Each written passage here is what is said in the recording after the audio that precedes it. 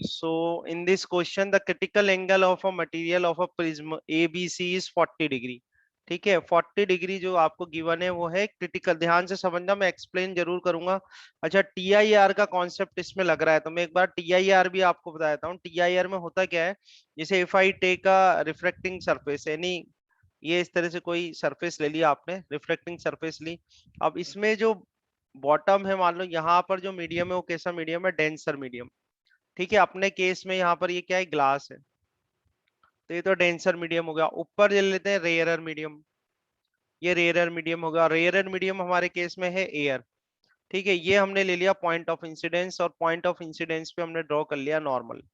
ठीक है, तो आप देखें कि जब आप यहाँ पर इंसिडेंट रे ड्रॉ करेंगे, जैसे आपने ये इंसिडेंट रे ड्रॉ करी, this is a incident ray. ठीक है, अब ये इंसिडेंट रे है तो ये एंगल जो होगा वो आपका इंसिडेंट एंगल हो जाएगा, ये इंसिडेंट एंगल हो गया, है ना। अब जैसे रे डेंसर मीडियम से रेयर में मीडियम में जाती है तो रे will go away from the normal. आप ध्यान से देख लेना, एंजल आपने पूछा था ना मेरे से पहले भी ये कि सर एक बार TIR बता यस। दो। ठीक है, तो देखो ये डेंसर मीडियम है, ऊपर रेयर मीडियम है। Now the ray is going from denser medium to rare medium.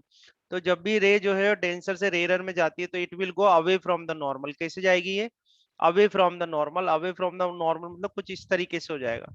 So this is and this one is your refracted angle. ये मिल गया हमको रिफ्रैक्टेड एंगल। समझ में आई बात? ठीक है, क्लियर है यहाँ तक? तो अब देखो क्या है कि रिफ्रैक्शन ऑफ लाइट में जो sine i by sine r का जो रेशियो है, sine i divide by sine r, ये स्नेल्स लॉ है। Sine i by sine r का रेशियो क्या होता है, कांस्टेंट होता है। ठीक है, यहां से मैं ये कह सकता हूँ, I can say that sine i is proportional to sine r. ठीक है, I can say that sin i is proportional to sin r. It means ये if I increase i then r will also increase.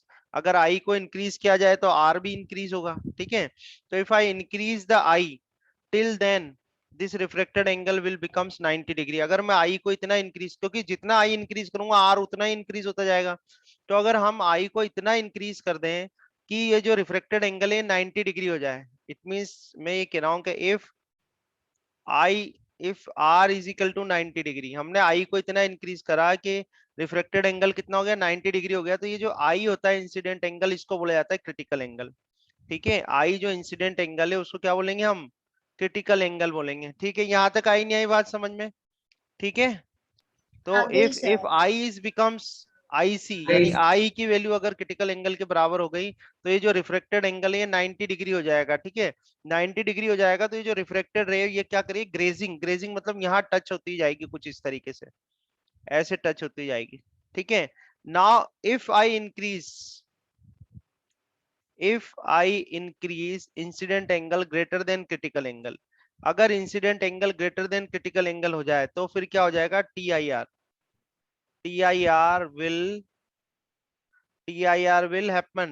क्या हो जाएगा, TIR हो जाएगा। TIR का means he हो गया, फर्दर अगर आपने आई की वैल्यू क्रिटिकल एंगल से ज्यादा करी तो ये रे जो होगी ये वापस किस में आ जाएगी, रे जो है आपकी वापस सेम मीडियम में आ सेम जाएगी, यानी कि मीडियम। डेंसर मीडियम में आ जाएगी। ठीक है, अब यहाँ पर मान लो जो अपना डेंसर मीडियम है उसको मैंने 1 कर दिया, रेयर मीडियम को मैंने 2 कर दिया, तो यहाँ से हम ये लिख सकते हैं कि भाई refractive index of medium 2 with respect to 1, refractive index of medium 2 with respect to 1 क्या हो जाएगा, sine i by sine r हो जाएगा। हो जाएगा नहीं हो जाएगा, sine i by sine r. और इसी को हम क्या लिखते हैं, N21 को हम क्या करते हैं, N2 डिवाइड बाय N1 करते हैं। करते हैं नहीं करते? ठीक है, अब हमारा ये केस रख देते हैं अमन, हम जो है ये वाला केस रख देते हैं कि if i is equal to i c, if i is equal to i c then r is equal to how much, 90 degree. तो आई की वैल्यू अगर मैं आई सी कर दूं तो ये तो साइन आई सी हो जाएगा। ठीक है, और नीचे साइन 90 कितना हो जाएगा, 1 हो जाएगा। N2 क्या एयर है, तो एयर का जो है वो रिफ्रैक्टिव इंडेक्स 1 होता है, और N1 जो है वो आपका ग्लास है, तो ये N ऑफ ग्लास आ जाएगा। तो यहां से अगर हम रिफ्रैक्टिव इंडेक्स ऑफ ग्लास निकालें तो रिफ्रैक्टिव इंडेक्स ऑफ ग्लास जो होगा, या आप इस तरह से भी कर सकते हैं कि आपको क्रिटिकल एंगल फाइंड आउट करना है मान लो। ठीक है, तो क्रिटिकल एंगल का फॉर्मूला क्या जाएगा, sine i c is equal to 1 upon refractive index of glass. तो यहाँ पर तो हमारा जो डेंसर मीडियम था वो क्या था, ग्लास था। ठीक है, बट आगे से मान लो अगर आपको if you have the refractive index of denser glass then you can find out the critical angle, आप critical angle easily find out कर सकते हो उससे। ठीक है, ये फॉर्मूला लगाना है आपको, sine i c is equal to 1 upon n g. ठीक है, ये आ गई बात समझ में? TIR आ गया समझ में? ओके, ओके कर दो एक बार, ठीक है, यस ओके। सर। हाँ ओके। चलो अब इस क्वेश्चन पे आ जाते हैं हम। ये क्वेश्चन हमसे कह रहा है कि the critical angle of the material of a prism ABC is 40 degree, यानी आपको क्रिटिकल एंगल दिया हुआ है i c is equal to 40 degree.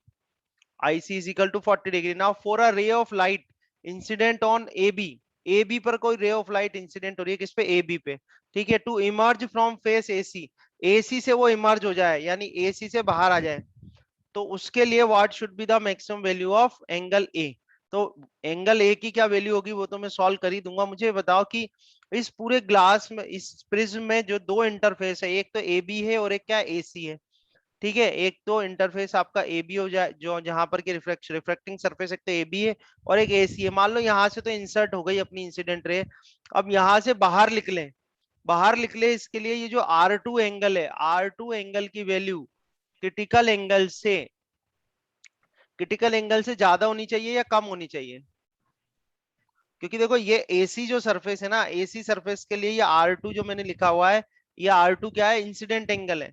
तो ये आर टू की वैल्यू क्रिटिकल एंगल से अगर ज्यादा हो गई तो क्या हो जाएगा? ये देखो यहाँ पर, अगर टी आई TI। आर हो जाएगा, तो इस आर टू की वैल्यू क्या होनी चाहिए? लेस देन होनी चाहिए, या तो लेस देन या इक्वल टू आईसी होनी चाहिए। समझ में आया? ये वैल्यू जो है आर टू की क्या होनी चाहिए? Less than equal to i c होनी चाहिए, है ना? ये देखो आपको मैंने केस डिस्कस करा है। अच्छा आईसी आपको 40 डिग्री है, ये बात समझ में आई नहीं आई? अगर ये यस सर। केस हो तो फिर रे विल नॉट रे विल नॉट कम बैक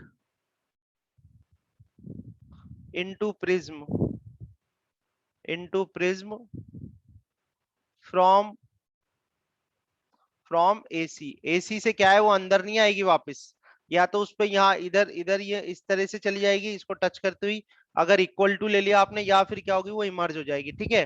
तो ये तो पूरा यहाँ तक का कॉन्सेप्ट हो गया। आगे बस आपको फॉर्मूला याद रखना है कि जो एंगल ऑफ प्रिज्म होता है, ये ए इज इक्वल टू होता है r one plus r two. क्या होता है? R one plus r two होता है। और for minimum deviation, minimum deviation के लिए, फॉर मिनिमम डेविएशन, ये हमने सॉल्व कराए हुए हैं सब लेक्चर्स आपको, ठीक है।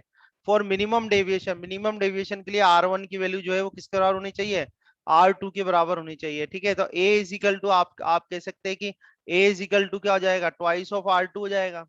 अब आर टू जो है मिनिमम कंडीशन, यानी आप बाउंड्री कंडीशन देखी जाए तो आर टू की इस वैल्यू क्या ले सकते हो आप? Equal to i c. तो r two is equal to कितना गिवन है आपको? It will be equal to 40 degree. So A is equal to how much? 2 into 40, so you'll get 80 degree. So 80 degree will be a value of, what should be the maximum value of angle A? So it will be equal to 80 degree। जो इसका answer जो बनेगा आपका क्या बनेगा? 80 degree. Okay.